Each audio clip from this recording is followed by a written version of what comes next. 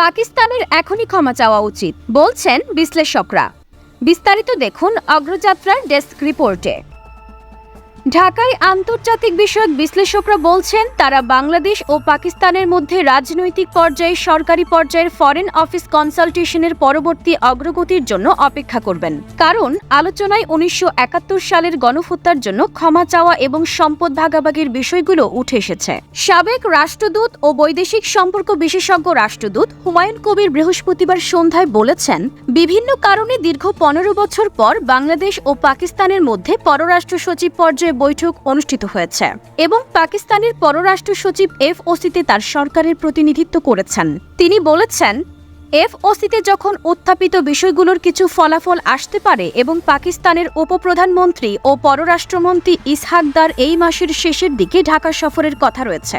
বেসরকারি Bangladesh enterprise institute think tank পরিচালনাকারী কবির বলেছেন, যেহেতু আলোচনায় পাকিস্তানের আনুষ্ঠানিক ক্ষমা চাওয়ার বিষয়টি উঠে এসেছে এবং যদি ক্ষমা চাওয়াতে একটি পুরনো ক্ষত দূর করতে পারে, তাহলে ঢাকার সঙ্গে সম্পর্ক উন্নত করার জন্য ইসলামাবাদের তাতে কোনো আপত্তি থাকা উচিত নয়। তিনি আরও বলেছেন, এটা করার জন্য এখনই তাদের উপযুক্ত সময়।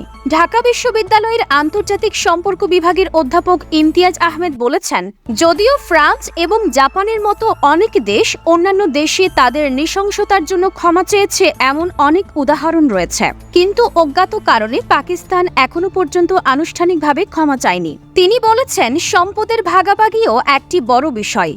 যদিও আর্থিক হিসাবের দিক থেকে ঢাকার দাবির চেয়ে এটা যথেষ্ট নয় এবং এই সমস্যাগুলো সমাধান হওয়ার সঙ্গে সঙ্গে সম্পর্ক আরও দ্রুত গতিতে বিকশিত হতে পারে।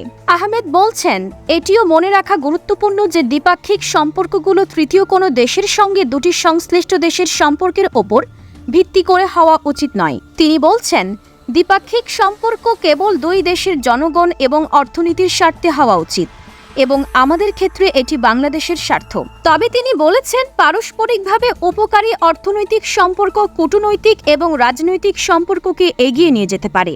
যদিও ঘটনাক্রমে বাংলাদেশ বর্তমানে পাকিস্তানের তুলনায় অর্থনৈতিকভাবে ভালো অবস্থানে রয়েছে। ইমতিয়াজ আরও বলেছেন, এটি মূলত পাকিস্তানের ওপর নির্ভর করে তারা বাংলাদেশি পণ্যের জন্য তাদের বাজার কতটুকু উন্মুক্ত করবে, কারণ কেবল ভালো রাজনৈতিক ইঙ্গিত দ্বিপাক্ষিক সম্পর্ককে খুব বেশি এগিয়ে নিতে পারে না। সাবেক রাষ্ট্রদূত মাহফুজুর রহমান বলেছেন, দৃশ্যত পাকিস্তান FOC আয়োজন করতে আগ্রহী ছিল, যা 15 বছর পর আনুষ্ঠানিকভাবে অনুষ্ঠিত হয়েছে এবং এতে 54 বছর আগে উদ্ভূত সমস্যাগুলো উত্থাপিত হয়েছে। তিনি আরও বলেছেন, FOC পর্যায়ে আলোচনার ফলোআপ রাজনৈতিক পর্যায়ে আলোচনায় দিক নির্দেশনা পেতে পারে, যখন পাকিস্তানের পররাষ্ট্রমন্ত্রী দার এই মাসের শেষের দিকে ঢাকা সফর করবেন।